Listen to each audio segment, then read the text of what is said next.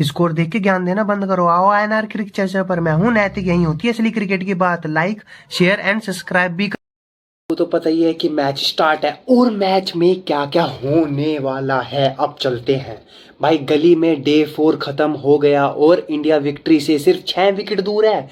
श्रीलंका का 238 रन चाहिए, सिर्फ 238 रन चाहिए। मतलब भाई टारगेट देख के कैलकुलेटर भी बोल रहा है कि मुझे क्यों थोड़ा जा रहा है, मुझको क्यों थोड़ा जा रहा है भाई। लेकिन आज बैटिंग में कुछ आए, कुछ टिके और कुछ ऐसे गए जैसे पवेलियन में अटेंडेंस लगानी हो। बताओ अबे, मतलब आ रहे हैं और जा रहे हैं और कुछ काम ही नहीं कर रहे।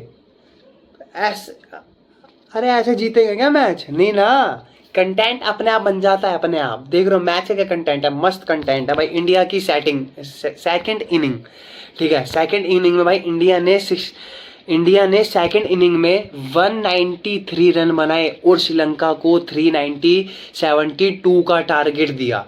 सबसे पहले आए यशस्वी जायसवाल और सिर्फ 3 बॉल में 0 रन है। अरे इससे बढ़िया तो कुछ और ही कर लेते। इससे बढ़िया तो भाई ये प्रैक्टिस मैच में भी हग्गा मारा, नहीं हाँ, प्रैक्टिस मैच में भी हग्गा मारा और यहाँ भी हग्गा मारा और खिलाया भी। देखो पैसा भी कमा लिया और हग्गा भी मार के चले गए भाई। जयसवाल ने सोचा होगा कि आज बैटिंग का मूड नहीं है, बॉलर को भी थोड़ा काम करने दो, क्या हो गया। अच्छा तो मैं बॉलर भी थोड़ा स्वाद लेके चले गए होंगे। उसके बाद सुमन गिल आए, कप्तान साहब इंडिया के भी और जीटी के भी। इंडिया लेकिन गिल भी 8 रन पर एलपीडब्ल्यू हो गए, वो भी चल पड़े अपने पवेलियन। और भाई और बात छोड़ो, प्रैक्टिस मैच में भी यही करा इन्होंने। कप्तान ने सोचा कि टीम को लीड करना है, स्कोर बोर्ड को नहीं, इसलिए उन्होंने सोचा चलो घर सिर्फ टीम को देख लेंगे, उसको छोड़ो।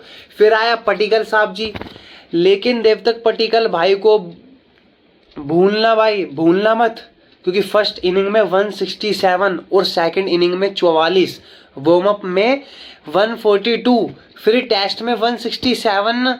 भाई ने नंबर 3 की सीट के लिए एप्लीकेशन नहीं दिया, पर पूरा बायोडाटा कोरियर कर दिया कि भाई अब तो चले जा, अब नहीं होगा कुछ। इसलिए भाई उसने देखो प्रैक्टिस में बढ़िया तोड़ा, फर्स्ट इनिंग में बढ़िया तोड़ा, सेकंड इनिंग में हग्गा मार दिया जब भी कुछ नहीं हुआ, क्योंकि कभी भी बॉलर भी स्वाद ले जाते हैं। पर केएल राहुल के साथ बैटिंग करके हुए पटिकल ने एक इंपॉर्टेंट मूवमेंट, राहुल को रिव्यू लेने के लिए कन्विंस किया। रिव्यू में राहुल बच गए, लेकिन बाद में 35 रन पर आउट हो गए। बताओ, चलो 35 तो बने, क्योंकि एक एक रन से ही जीता जा सकता है मैच में। कोई जरूरत नहीं है कि हाँ भाई हमको इससे ज्यादा रन चाहिए। अगर 1% भी चांस है तो वो मुमकिन है। पटिकल भाई बोले होंगे भाई विकेट बचा दिया था, पर रन की गारंटी थोड़ी थी कि हाँ रन भी कम बचा देंगे, है ना। अगर विकेट बचा दी तो रन की तो तुम्हारी जिम्मेदारी है, नहीं क्या भाई किसी और की नाम जिम्मेदारी है।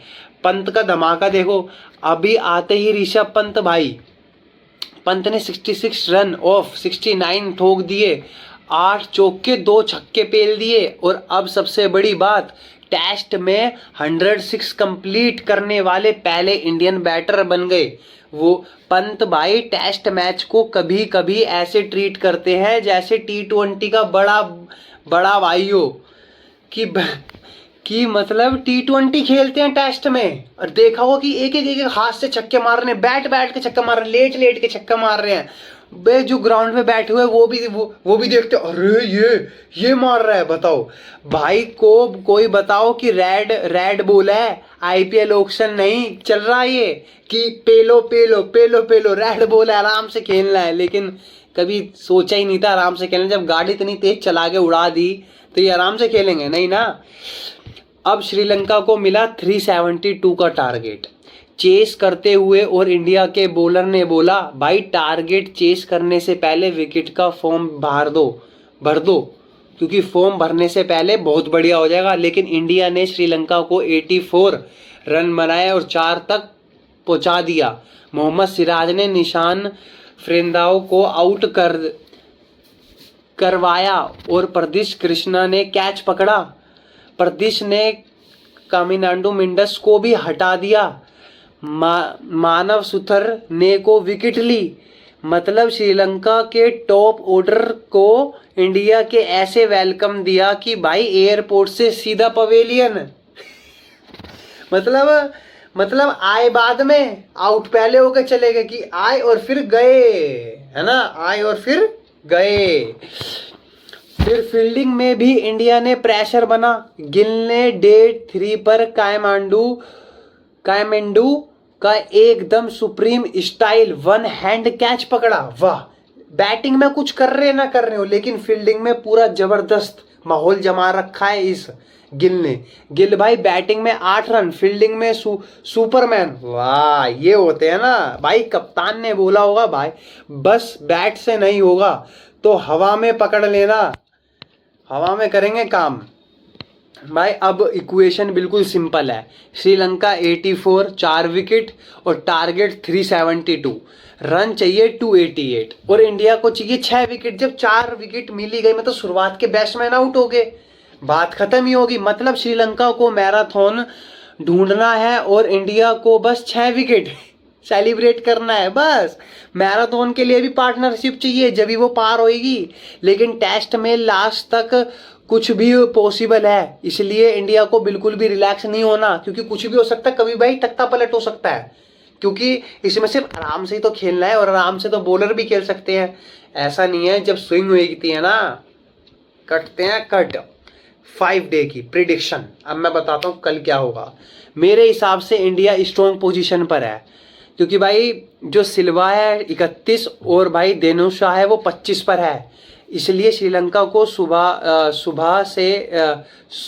सुबह एक स्ट्रॉन्ग पार्टनरशिप की ज़रूरत होगी मॉर्निंग में, और ये बहुत ज़रूरी है। अगर इंडिया फर्स्ट सेशन में ही 2 से 3 विकेट निकाल लेती है तो मैच का रिजल्ट सिंपल आ सकता है। लेकिन अगर श्रीलंका पार्टनरशिप बनाए गई तो इंडिया के लिए भारी बहुत तगड़ा हो सकता है इस चीज़ के उसमें, ठीक है। अब भाई कमेंट में ये बताओ कि डे 5 में कौन कितने विकेट जीतेगा, इंडिया कितने विकेट से जीतेगी।